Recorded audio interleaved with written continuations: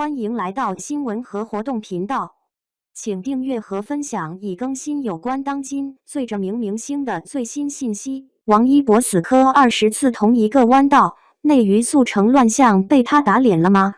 拍摄《未来我来》MV 那天的现场，你们还记得吗？灯光、摄像、工作人员层层围着，距离近到能看清他脸上的每一处细微表情变化。在这种高压环境下，普通艺人可能早就手心冒汗，眼神飘忽了。可花絮里拍到的王一博呢？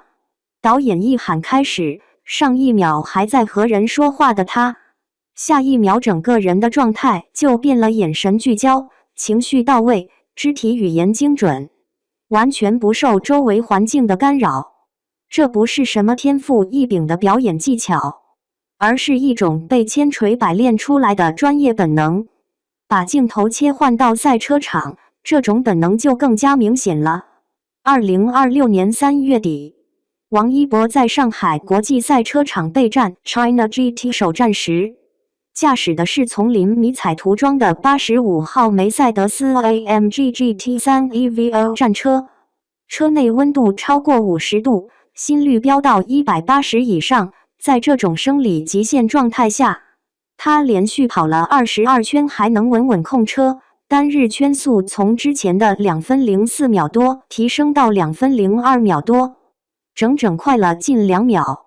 更让人惊叹的是，他全程参与了全英文的赛车培训课程，涉及圈速提升、长距离测试、车辆数据吊效等专业技术，与外籍教练流畅交流专业术语。这两个看似毫不相干的场景，喧闹的拍摄现场和高温的赛车座舱，展现的却是同一种内核，一种能够无视环境干扰，瞬间切换状态，在高压力下保持精准输出的专业本能。当行业追逐短平快，他的死磕精神照见了什么？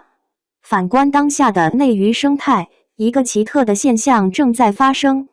速成正成为某种默认路径，一部爆款网剧，一档选秀综艺，就能造星出一位顶流。专业的衡量标准，从漫长的作品积累与演技淬炼，部分转移到了社交媒体数据、商业代言价值、综艺感乃至 CP 感等维度。当入行门槛似乎在降低，当成功看似有捷径可循，专业所必须的那份耐得住寂寞的敬畏心与苦功夫，便容易在流量盛宴的喧嚣中被搁置。于是我们看到了各种行业乱象，假唱对嘴成为一些晚会常态，被网友发现关键镜头吸气却没停声，有的演员被曝念数字台词，需要后期配音，一些综艺节目里，演技被简化成咆哮式的情绪宣泄，还被解释为节目效果。在这种背景下，王一博那种死磕的做事方式就显得格外刺眼。为赛车季前测试时，他在近50度的高温座舱内反复磨合，连续进行圈速提升、长距离测试等课程。这背后是每天封闭训练42天、体能拉练6小时的苦功。他采用的训练方法据说是不追求圈数多，不追求时间长，而是要求自己每一圈跑完必须解决一个实际问题，比如某个特定弯道，他连续跑了20多次，就为了把过弯逻辑刻进肌肉记忆里。更让人惊讶的是他的语言学习能力。备战 China GT 期间，他全程参与了全英文赛车培训课程，涉及圈速优化、车辆吊效、长距离测试等专业内容。外籍教练对其语言应用能力表示惊讶，认为其不仅能精准掌握术语，还能主动提问与反馈。这种专业沟通能力并非临时突击，而是长期积累的结果。资料显示，他13岁赴韩国训练期间就以全 A 成绩完成英语必修课，早期英文说唱作品已显露功底。在这就是街舞第4季中，他与国际舞者全英文交流街舞术语。2025年纪录片《探索心境》第2季北美拍摄期间，全程用英语与户外专家对话，并完成全英文旁白。当整个行业都在追求短平快的时候，他的慢工出细活反而成就了更持久的爆发力。这种反差恰恰照见了当下娱乐产业的某种困境。我们是否过度看重流量数据，而轻视了真正的专业深耕？专业本能的多元构成，远不止技能熟练那么简单。那么，这种能够在嘈杂片场一秒入戏，在高温赛车里保持冷静的专业本能，到底是怎么炼成的？第一层是心理素质的抗压铠甲。赛车座舱内超过50度的高温，心率180加的生理极限状态，普通人待几分钟都难以忍受，王一博却能连续完成22圈耐力训练。这不是简单的体力问题，而是专注力、情绪控制和抗压能力的综合体现。这种心理素质来自于无数次的极限训练和实战考验。第二层是快速学习能力的构建通道，从赛车领域的全英文培训，到街舞节目的国际交流，再到纪录片的英文旁白，他的语言能力从来不是孤立存在的技能。据分析，他采用的是目标导向型学习，为角色或赛事短期高强度突破关键技能。语言始终服务于职业需求。例如，在拍摄电影《无名》时，他通过即时教学1周攻克日语台词，备战赛车时突击掌握专业术语，现学现用。第三层是对专业文化的深度敬畏。在探索新晋纪录片拍摄过程中，王一博的攀岩搭档阿邦老师透露，王一博全程没有团队，没有助理，全是他一个人独自完成。资料显示，他当时与教练刘永邦一起在广西阳朔进行攀岩探索，登顶难度属于 5.10A 级别的猴子山，这对于业余爱好者来说是极限挑战。拍摄过程中，一开始烈日暴晒，随后又下大雨，山势陡峭湿滑，攀爬难度很大，但他仍坚持完成。这种对专业的敬畏心还体现在对各项运动文化的尊重上。比如在街舞节目中，他能够精准判断选手是否抄袭他人动作，并强调我喜欢原创。你如果扒别人的东西来跳的话，就很不 respect。这种对街舞文化的礼节与尊重，来自于他长期的街舞训练和比赛经验。从个人专业到社会影响力，一人带火一个赛事的连锁反应。如果说个人专业能力只是起点，那么王一博模式真正具有革新意义的，在于其如何将个人影响力转化为对社会小众专业领域的实质推动。2026年 China GT 中国超级跑车锦标赛上海站的案例最具代表性。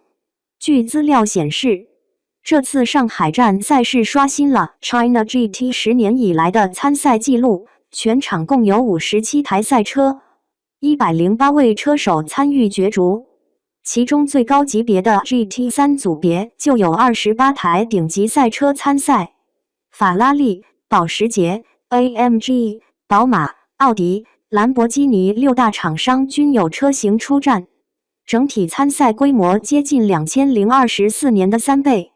更令人关注的是，现场氛围有人举着灯牌，有人穿着85号同款赛车服，有人从千里之外赶来，超5万名车迷集结到现场。这在 China GT 的历史上是从未见过的景象，而这一切与王一博的参与密切相关。他驾驶85号梅赛德斯 AMG GT3 EVO 赛车，在排位赛阶段跑出2分03秒357的个人最快圈速，比2025年直接提升近1秒。正赛中更从第25位发车，一路稳扎稳打，连续超车，最终拿下 AM 组第4名的成绩。赛道之上差距从不会悬殊巨大，0点几秒的提升，背后都是日复一日的体能训练、赛道复盘和走线打磨。这种现象级影响力打破了流量明星、跨界级营销的公众认知。当外界还在质疑明星玩票时，他用硬核数据证明了自己的专业实力。圈速从2分04秒多到2分02秒多，这近2秒的提升在职业赛车领域堪称质的飞跃。随队工程师称赞其抗压能力和学习能力，在非职业出身的车手中极其罕见。攀岩领域的案例同样值得关注。在探索心境节目播出后，阳朔攀岩线路吸引了越来越多的游客前去打卡体验。教练刘永邦透露，现在来咨询攀岩的人越来越多了，很多人都来预约王一博同款路线课程。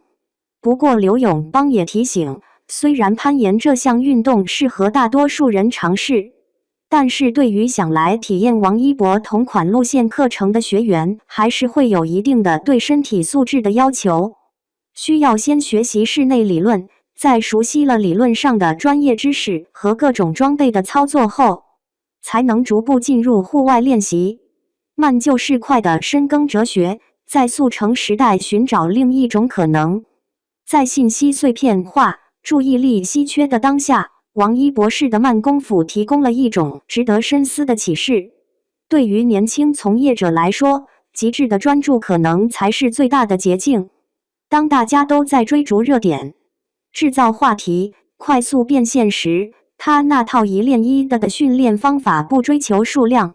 但追求每一遍的实质性进步，反而可能形成更持久的核心竞争力。这种能力是可迁移的，在赛车座上能保持冷静分析，在拍摄现场就能瞬间入戏，在攀岩峭壁上就能专注下一个支点。对于普通职场人，这种专业本能同样具有启发意义。